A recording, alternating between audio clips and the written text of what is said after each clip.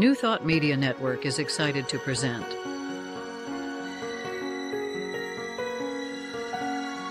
Divine Science Everywhere, Fridays at 2 p.m. Mountain Time and 4 p.m. Eastern. Come explore a modern experience of divine science.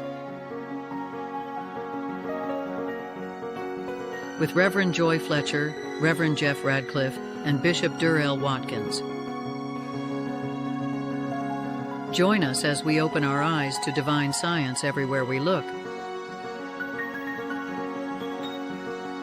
Fridays on New Thought Media Network.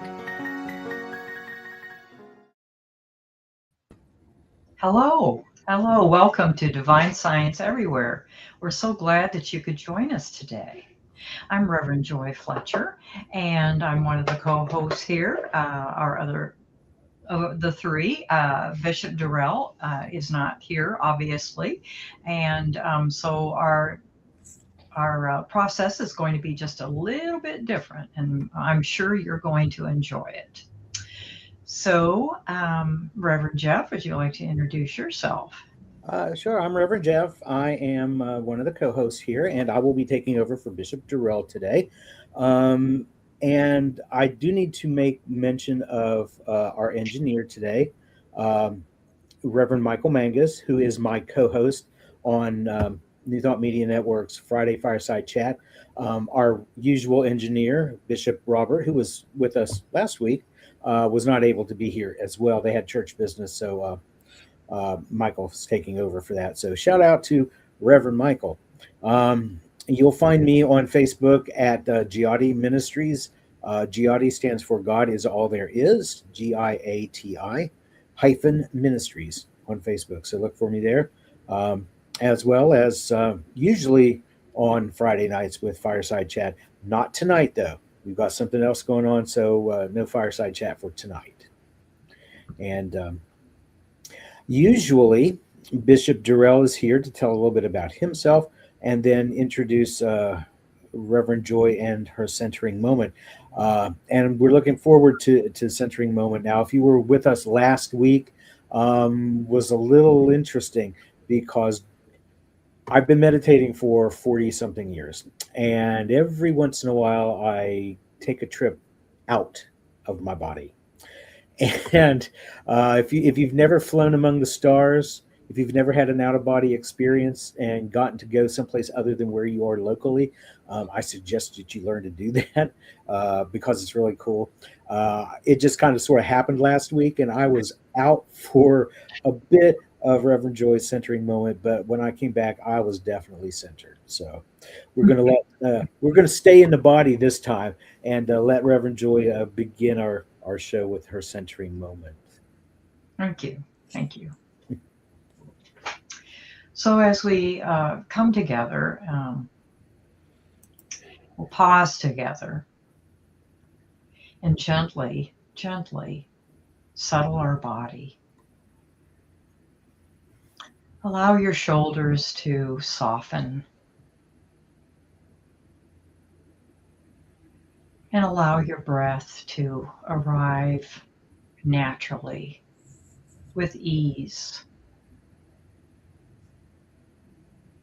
If you notice yourself feeling stressed, take a moment to consciously watch your breath. Slowly and gently.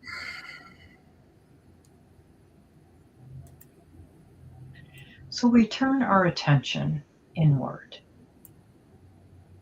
not to escape the world, but rather to acknowledge the source from which we meet our physical life, the three-dimensional experience.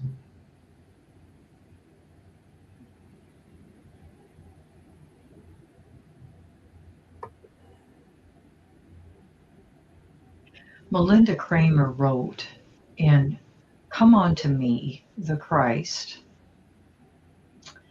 affirm that the spirit of wisdom and understanding the spirit of counsel and might, the spirit of knowledge is ours,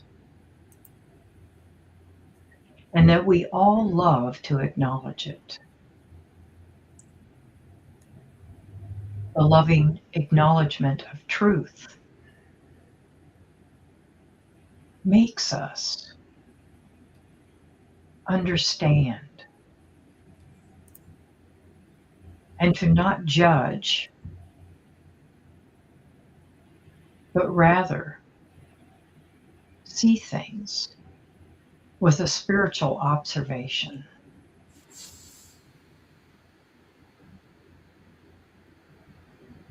We speak the words of the Lord, which represents principle, and that thus reprove with the demonstration of principle or truth. Those words written many decades ago are as ever true today as they were then. Truth is changeless. It's timeless. The principle remains. And as in divine science, we know that omnipresence, which is wisdom, light, love, hope, wisdom is ours. These are our spiritual gifts, and we are meant to share them with ourselves and with each other.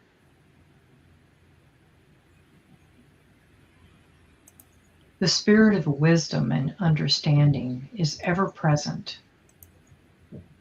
It's never distant. The only distance that appears is in our own mind and in our own thoughts.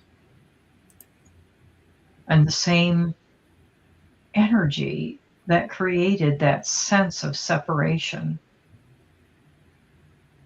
can be transformed into acceptance and a knowingness that it is here with us, as us, and operates through us.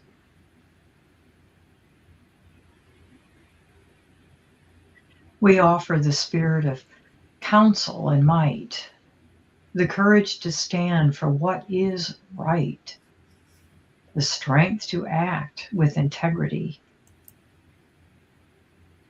and the steadiness to respond rather than react.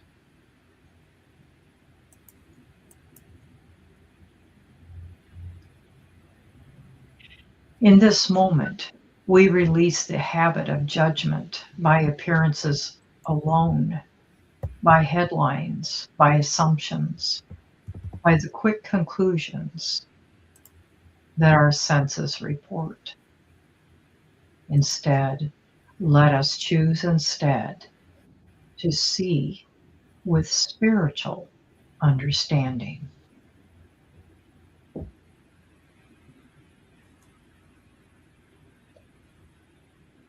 Justice as we know it in divine science is not punishment, but rather alignment. It is truth made visible, which is love in action. Love is not passive. It's the animating force that insists that every life matters, every voice has worth, and every soul is held in divine care and love. Wisdom guides our words, our decisions, and our willingness to listen deeply. Courage rises not as aggression, but as clarity. The courage to speak principle, to live it and demonstrate it through compassion, fairness, and peace.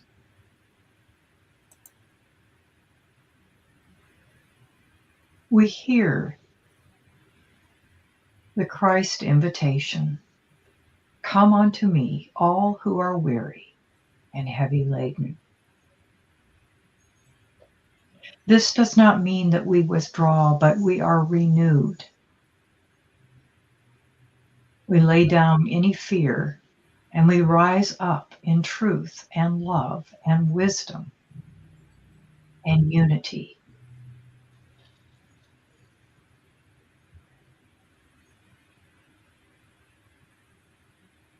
So let us from this moment, with new clarity and purpose and awareness and understanding,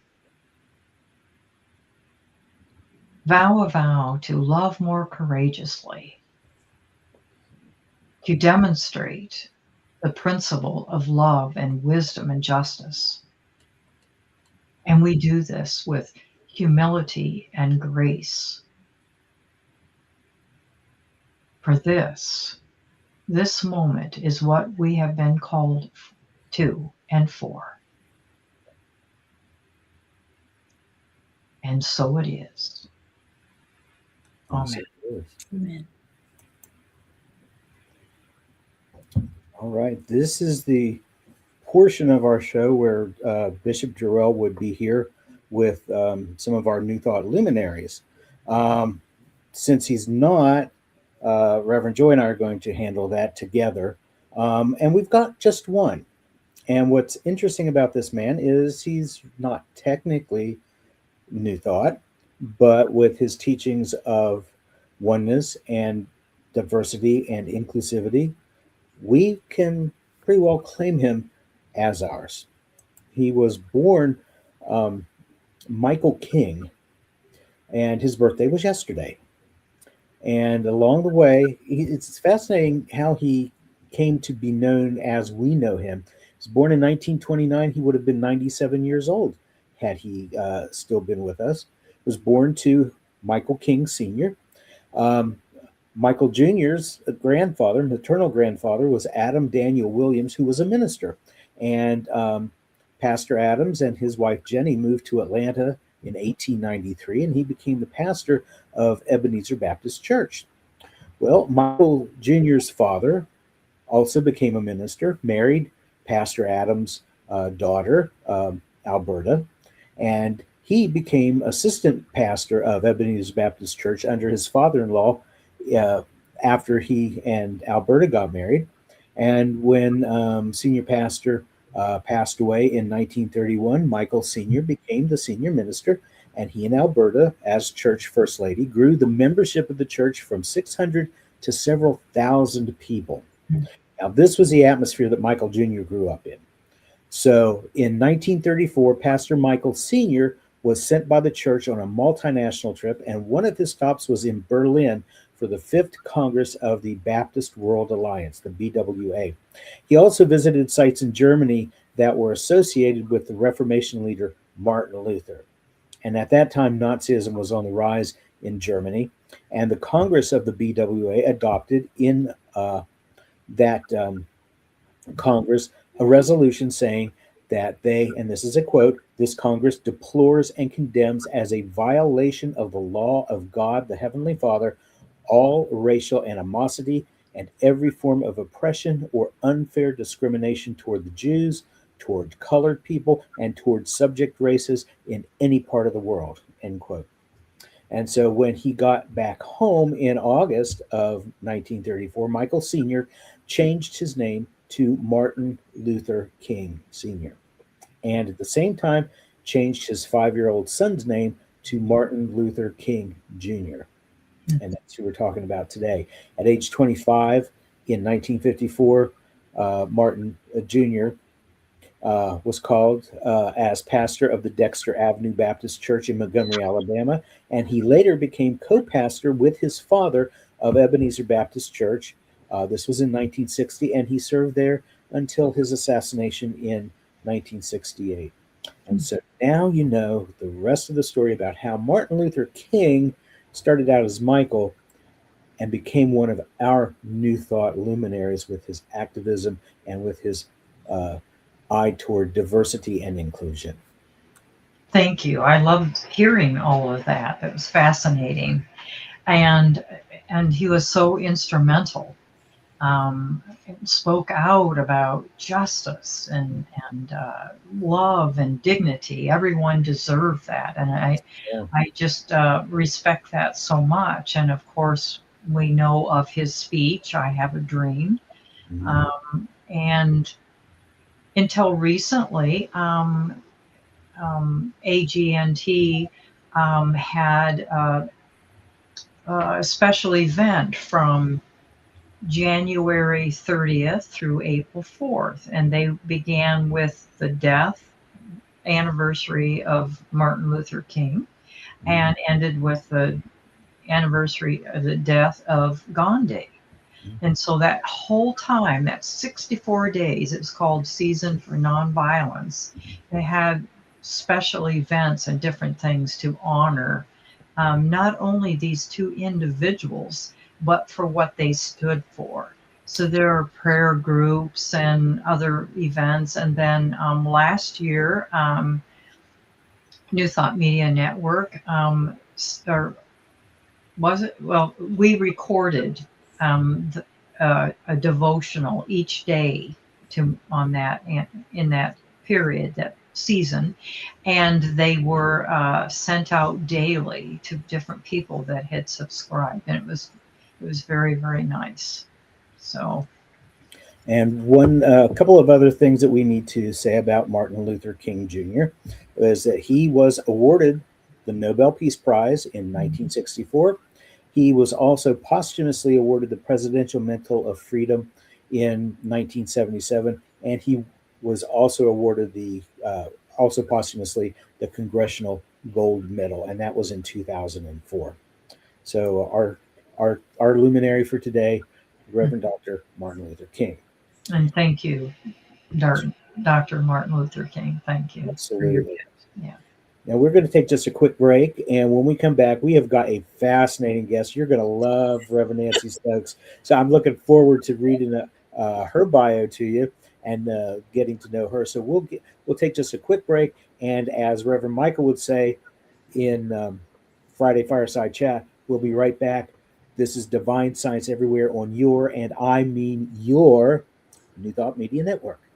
Please help us say thank you to all of our organizational sponsors, including the Hepperlin Foundation, Affiliated New Thought Network, International New Thought Alliance, Science of Mind Archives and Library Foundation, Center for Spiritual Living Denver, Center for Spiritual Living Midtown, New Thought Philadelphia, Center for Spiritual Living United Life, Sunshine Cathedral, Planned Happiness Institute, Summit Center for Spiritual Living, One Heart Retreats, Universal Joy Center, Unity Kitchener, Unity Spiritual Center Ottawa, Om Center for Spiritual Living, Satya Center, Begin Within Ministries, Center for Spiritual Living North Jersey,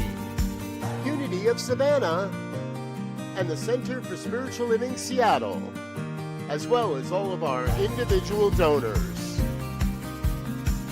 On behalf of New Thought Media Network, thank you, and please like, share, and subscribe. New Thought Media Network, come be you.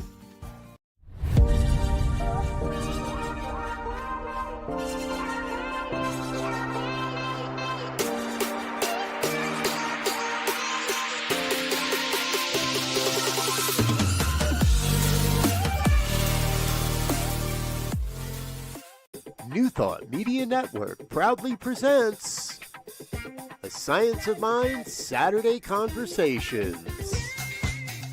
Learn more about the Science of Mind philosophy, faith, and way of life.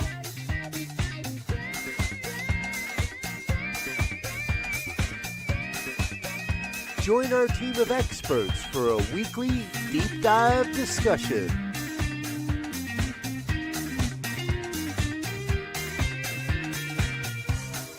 Come study the science of mind, chapter by chapter, and resources from the Science of Mind archives. Plan to join us every Saturday, 9 a.m. Mountain Time. Only on the New Thought Media Network. New Thought Media Network is excited to present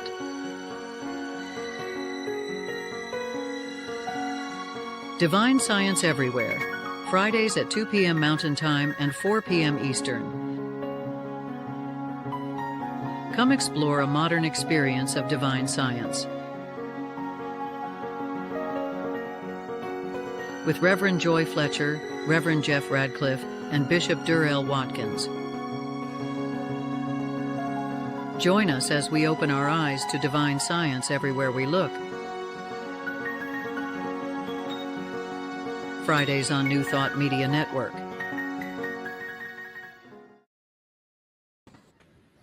Welcome back. Yeah, this is exciting, don't you think? Yes. Okay, Reverend Nancy Stokes, I get to introduce her. And this is really cool because I've been waiting to talk to you one-on-one about this. Okay. Your first career was that as a professional puppeteer, which is pretty cool. You worked for an internationally known puppeteer in the Washington, D.C. area before you created your own touring company when you moved to Florida. And that's where you found New Thought. So that's where we're going to start here in just a minute. It happened, though, you say, because somebody said, it's not that I'm here and God's over there. It's that we're here and God is here. And you were like, I got to learn more. Tell me more. So you have been a New Thought student for about 30 years. And before that, you were raised Catholic. And then you lived in an Eastern ashram for a few years. But you moved back to Virginia and studied at the Divine Science School in Washington, D.C., ordained at the Valley Community Church, Divine Science in Roanoke, Virginia. So you are a New Thought teacher, practitioner, minister, puppeteer. I don't know where to start with you. You've got so much going on. But the puppet thing, that's how Jim and Tammy Baker started out. Oh. When they got married and went into ministry, they started out at the 700 Club, which is just not all that far from Roanoke in Virginia Beach. And they did a kids show with puppets. So, but let's get started at the beginning of your New Thought. First, how was it a Divine Science church that you found originally? Was it No, that was at the end of the journey 15 years ago. So I actually have to start way back when I was a child. Okay. Being raised Catholic. Because it's a real progression, because I went through lots of different thought processes about, who I am, what is God, who is there, what is that? Right. Because I went to Catholic school, and I was a questioner, and they didn't like that. So I got black spiders on my chart. The one in the back of the room and the bulletin board, everybody's got a chart. Well, I had lots of spiders on my chart because, for instance, things like, okay, we're talking about Adam and Eve, and they have Cain and Abel, they get kicked out of the garden, and there's Cain and Abel, and they got married. My hand shoots up. Well, if Adam and Eve were the only people on earth, where did their wives come from? So the nun comes down the aisle, looks at me, hangs over me, and goes, they don't tell us that. And I said, well, who are they? And why don't they tell us that? She didn't like that. So that was sort of the story of my life, because I always wanted to know why, because some things didn't make sense. Even as a child, the idea of you die at the end of your life, and there's either heaven or hell waiting. And it's like, what? That didn't make any sense to me, even as a child. And then the whole thing about this character with like horns and a pitchfork and bright red and hell, all that stuff is like, I just don't think I ever believed that. It just seemed just too weird and too far out. So it sort of started there with me thinking like, there's got to be more than this. I remember thinking, even as a teenager, there's got to be more than this, meaning all of the outside, everything that we see, the appearance. And after college, I pretty much quit practicing or even believing, like being in Catholic. It just sort of went away. I wasn't at home. I didn't have to go to mass with my mom anymore. So it really kind of started there with me asking the questions. What is this? What's real? What are we doing here? So it kind of started there. And then I ended up, my degree is in theater arts. And I did a, much to the chagrin of my parents. They couldn't believe it. I mean, why couldn't you done poli-sci or biology or something useful, right? So, but I really came to it naturally. I actually did a big last whole semester program that I invented myself, puppetry. Because in puppetry, you get to do everything, all the marketing and the creating and the directing and everything. And I built all my puppets and everything. So I did that. So I went to Key West after school, after college. I ended up down there. And I had a shop in the torpedo factory, which was actually a torpedo factory in World War II. So it was a big building, and there were all these different artists in there. And so I had a really going business and everything. And then eventually it got so hot, I couldn't stand it anymore because, Key West is very hot most of the time, but really bad starting in April, back in the 70s anyway. And so I moved back to this way. I moved back towards Rome, but I ended up in Georgetown. And I worked for a famous puppeteer there, whose name was the Bob Brown Marionettes. And so we did a lot of traveling. Anyway, I learned a lot about how to create puppets and shows. And so I performed Peter and the Wolf with a full orchestra in the pit the Detroit Museum of Art, and we traveled all over the place. We performed at the White House on the lawn, so that was quite interesting. And so I really did a lot of interesting, fun things with puppets when I worked for Bob. But in the meantime, while I was living in Georgetown, I went into a gallery, an art gallery that had beautiful, wonderful pictures in it. And it happened to be of a young man and woman that I had met in Key West. And they said, "Oh, if you're ever in DC, come to our shop." So I did. And so they invited me to go to a really great vegetarian feast. And lo and behold, it was at the local Hare Krishna temple in Potomac, Maryland. So I went there and instantly was totally attracted to the color and the smell of the incense, and the women were all wearing beautiful saris, and they were all my age. I mean, everybody was in their early 20s. I was like 22 and 23. And so it was very attractive. And I started learning about transmigration of the soul, which made way more sense to me than when you die, you're dead, or there's only heaven or hell waiting for you at the end. So that made more sense to me. And also they use the phrase, they don't say die, they say you leave your body. So-and-so left their body.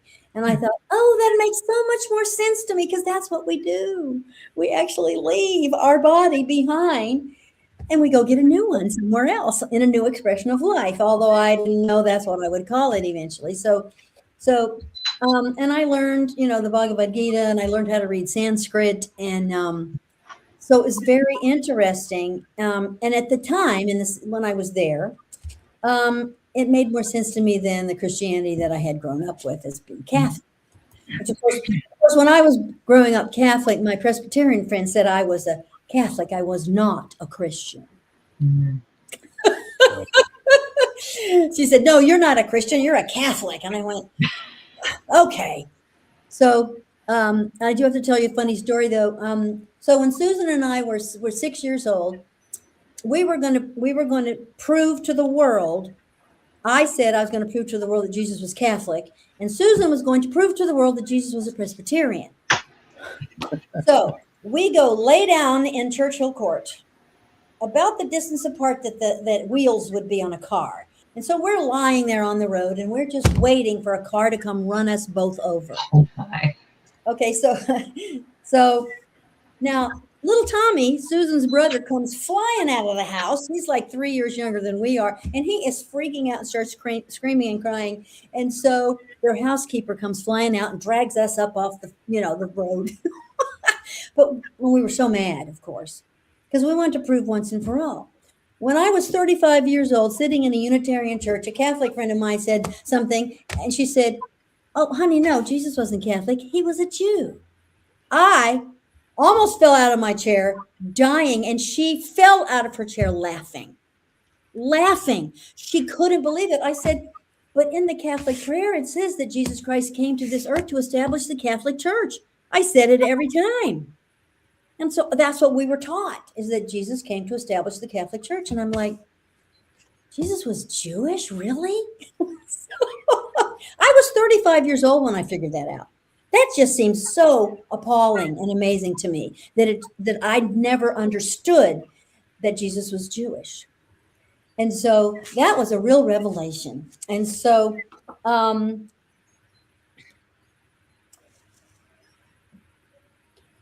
I've really enjoyed I lived on a 600-acre farm as a Hare Krishna person, devotee. And so I learned how to work. I worked a 5-acre garden that fed everybody twice a day with oxen. And I taught in a one-room schoolhouse that had 5 grades in it for a while. And I also cooked. So for 100 people twice a day. So I did all of that within all the time that I lived in the ashram there, which was quite a while. And so I had lots of chances. And of course, we did mantra chanting. I don't know if you're familiar with the Hare Krishna movement or not, but we did mantra chanting on beads. And that was the meditation. And I was there for quite a while. But then at some point, it just wasn't enough. It wasn't feeding me enough. And it just wasn't satisfied. So we ended up in Florida, and 'cause I was married at the time. And so I met a woman at the library. And of course, we know that there's no such thing as chance, right? Mm-hmm. So because I'm still looking, okay, I'm done with that. I'm going, okay, well, I'm not going to do that now. And I'm in the search mode here.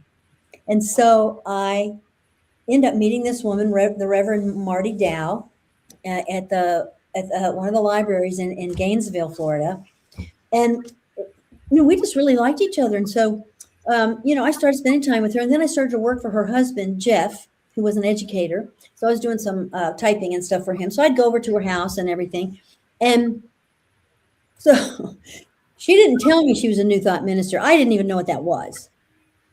And so, but instead of like zoning in on me and just trying to turn me into a New Thought person, one day she says, "I have an assignment for you." I go, oh, what's that? She said, "I want you for the next 7 days, I want you to write down every negative thought." I said, "Oh, well, what do you mean?" And she goes, "Well, we've been friends for a little while now, and I need you to become more conscious." And I said, "What do you mean? I don't understand." She goes, "Just, I want you to write it all down." I said, "Well, okay, I can carry a little notebook around with me." She goes, "No, you need one of these." Oh my. She goes, no, a little notebook will do you no good. I want you to get a full-fledged, what are these called? Legal pad. Legal pad. There you go. A legal pad. She goes, "No, you need a legal pad." And I said, "Okay, harsh." Well, a week later, I came back to her with pages and pages of stuff because I really wanted to do it right. Because she said, I just want you to concentrate on whenever you have a negative thought, I want you to be conscious of it and just jot it down. So that's what I did. So the very first thing she taught me was think about what you want, not about what you don't want, which to me really is kind of like the very sort of introduction to affirmative prayer. Sure. Because I learned, of course, as you know, being raised Catholic, that it was always the pleading and the begging. I promise you, God, I'll do this if you do this for me. Cajoling, all of that kind of stuff. So this was sort of new for me that I would affirm what I want to see happen at that meeting, or when I go do that, or when I have to go find something. I affirm that I find it. And so, but she didn't really talk to me about my relationship with God in the beginning at all. She just sort of taught me these sort of more subtle things about New Thought that actually blossom into a much bigger recommendation of like what I could do or how I could change my consciousness. I mean, I had never even really heard so much the word consciousness so much before that. So I wasn't quite sure what it even really meant. But so she started off with that. And then about 2 months later, we're driving down to Miami and we're talking about spiritual topics, which we always did. And I was learning so much from her. And I said something about, it's just too bad God's way over there in heaven.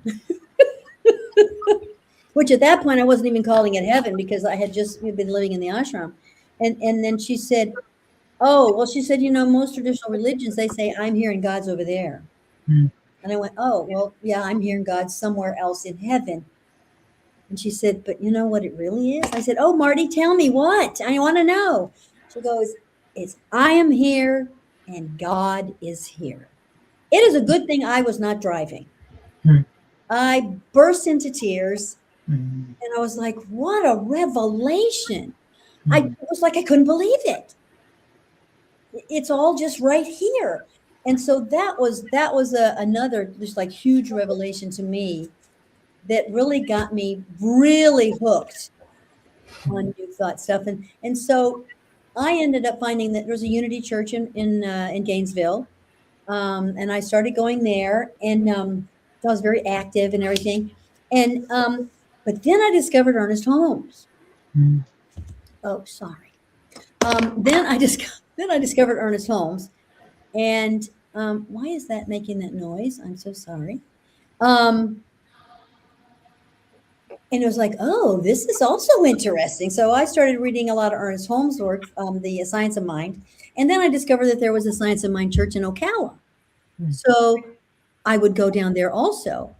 And so I was really sort of, being in both of those places. And it was so enlivening and just so eye-opening, right? Just so different than what I had grown up with. And also even, doing the whole Eastern path, it appeared to me that it was like, wow, this is really cool. So then I ended up moving back to Roanoke, and I was in Roanoke for 5 years before I found the Divine Science Church. 5 years, I just didn't know that divine science was, because I never really heard of divine science so much. And then I was like, whoa, wait, what is this? And so I started going. And then, of course, there was Dr. Marita Wiggins and Velma Bullington were there, Reverend Velma Bullington. And I started taking classes right away. And for me, it was like this little piece that I didn't realize was missing. And it was so, but between unity and religious science and divine science, it like, for me, it was like a whole understanding, but much better. And so as I was taking my classes, I just decided to go ahead and finish. I wasn't looking to become a minister because I wanted a church. I honestly did not. For me, it was very personal. So that's how I came. And the talking about the presence and omnipresence was, even though we know omnipotent, omnipresent, omniscient, I heard that at the Catholic Church, but nobody zeroed in on omnipresence as Nona Brooks said, the omnipresence is all of divine science. That's what it's like, because it was so enlivening, and it was so life changing for me, actually. So that's, I kind of went a circuitous route. Did not start off in divine science at all, but that's where I ended up. I have so many questions. I have a list of questions. You're kidding. Starting with, did you ever use your puppets as part of your ministry? You mean as a divine science minister? Yeah. No, actually, but I actually did something 2 weeks ago at Unity here. So I go to the Unity Church here in Lynchburg because there is no other New Thought anything here. So so I actually did I did a thing for Christmas. I was actually not the speaker particularly, but I took up like 10 minutes of the speaker time. And so I was with Cindy Possum, and we did a very cute thing in which I could, throw the philosophy in while we were talking. But no, I actually really haven't. Well, because at the Divine Science Church in Roanoke, by the time I got there were hardly any children. There was no children 15 years ago. A couple of young ones, but they didn't come all the time. And I used to do the children's church stuff sometimes at the beginning of the service. But no, actually, no, I did not. Just didn't seem to come up, or nobody seemed to like want me to do that or anything. So I just never did. Oh, okay. And you sparked something with me. I live in Tennessee, but I'm originally from West Virginia. And when I heard about your participation with the Hare Krishna movement for a while, it reminded me of New Vrindavan. Oh yes. So have you been there? Oh no. Okay. No. I have not been either. It started back in the late '60s. Yeah. When he moved, into West Virginia. I wanted to go so bad. This was like early mid '70s when I was like, coming up. And my grandmother every summer would take us on little trips around the state. We'd visit different things. And the one year I brought up going to Moundsville to see the Palace of Gold, my grandmother put her foot down. She said, no. This was about the same time everybody was all up in arms over cults and, the Moonies and all this. And she had heard bad things about the Hare Krishnas, and she was afraid to go there because she didn't want to end up being kidnapped by a cult. And I'm like, are you serious? That doesn't happen. So I just wondered if you had gotten to see it, because I never did, and I'm from there.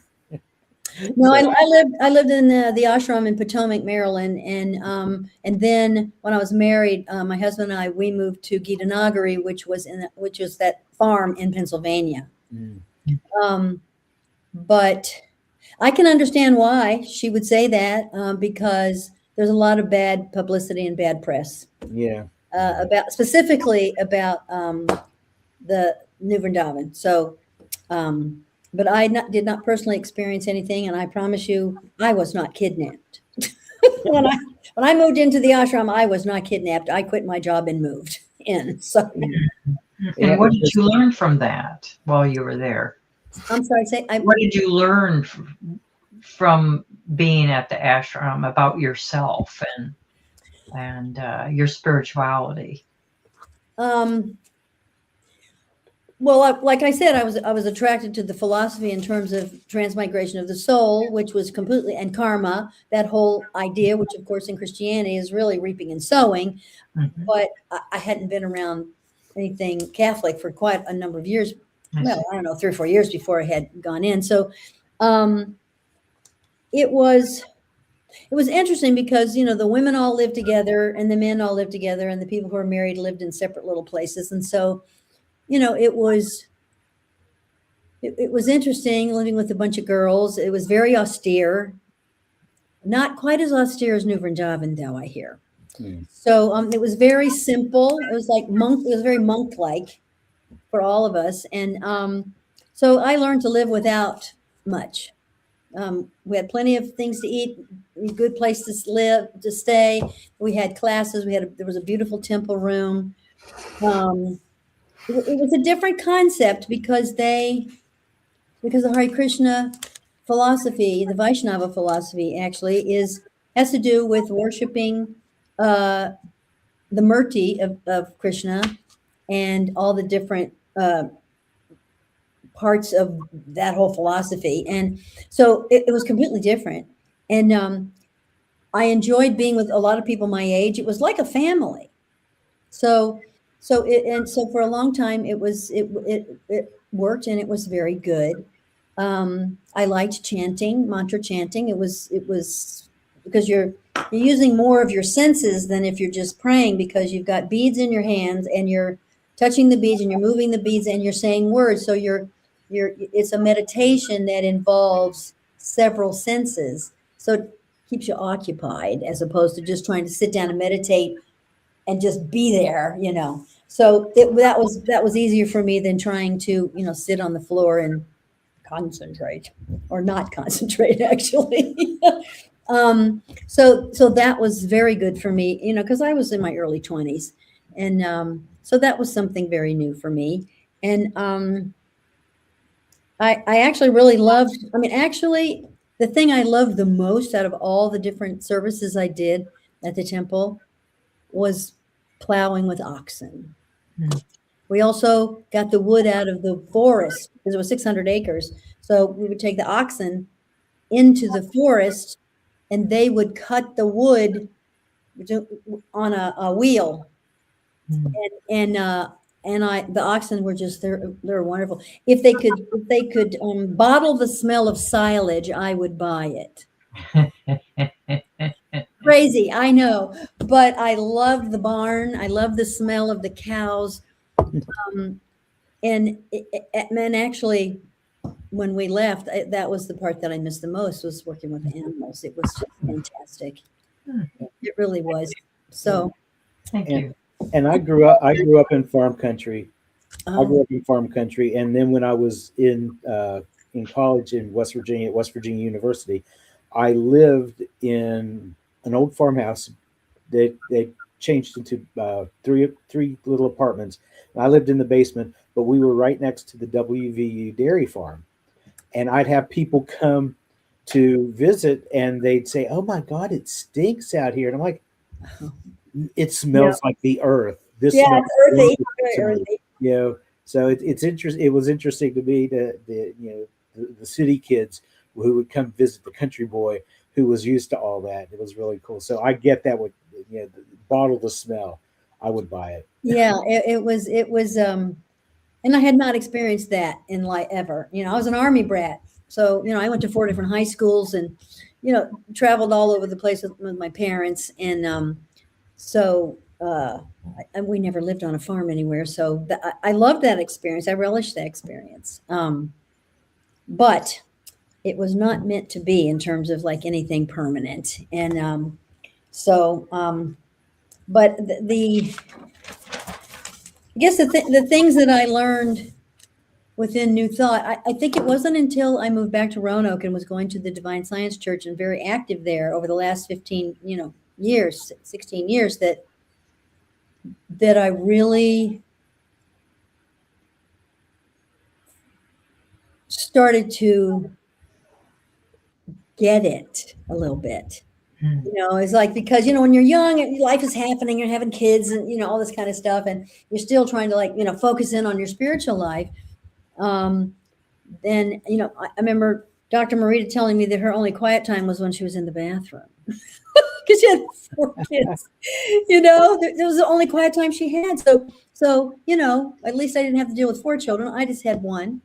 But it wasn't until I really started going to the Divine Science. Also, I was older. So, and I think that there are a lot of people who just love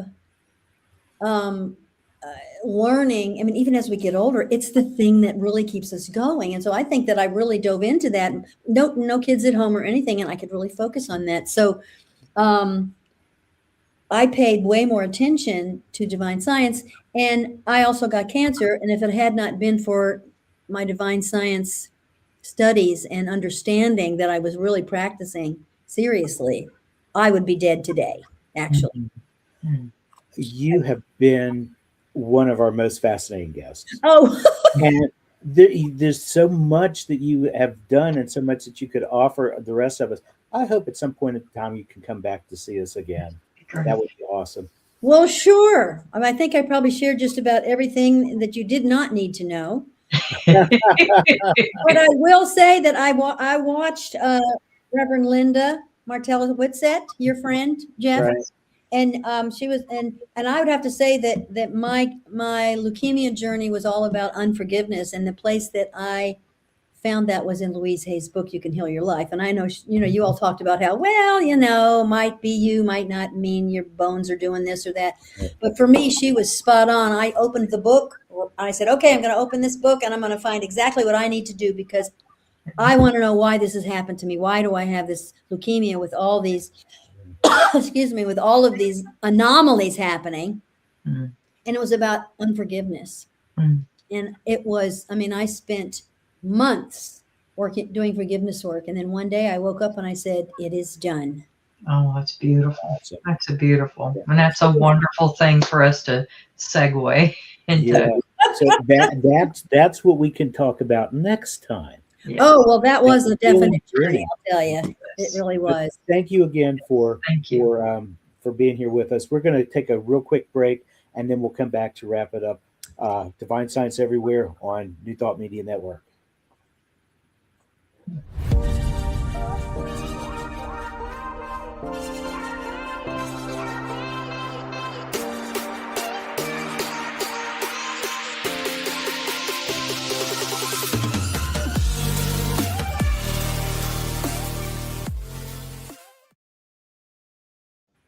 Well, welcome back, and thank you again, Nancy. We really appreciate that you shared your space with us today. Thank you. Thank you.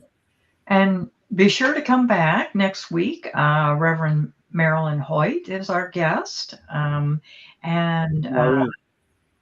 me? Maureen. Okay, Maureen. Dr. Maureen Hoyt. And then the following week is Kathy Wilson, who is an animal chaplain, and that should be fascinating.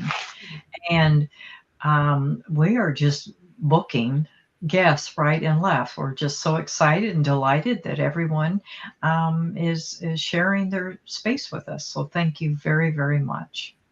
And just remember that this is Divine Science Everywhere on New Thought Media Network. New Thought Media Network is excited to present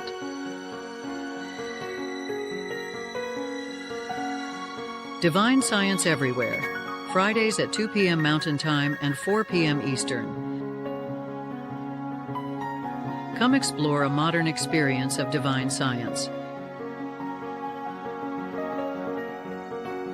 With Reverend Joy Fletcher, Reverend Jeff Radcliff, and Bishop Durrell Watkins. Join us as we open our eyes to divine science everywhere we look. Fridays on New Thought Media Network.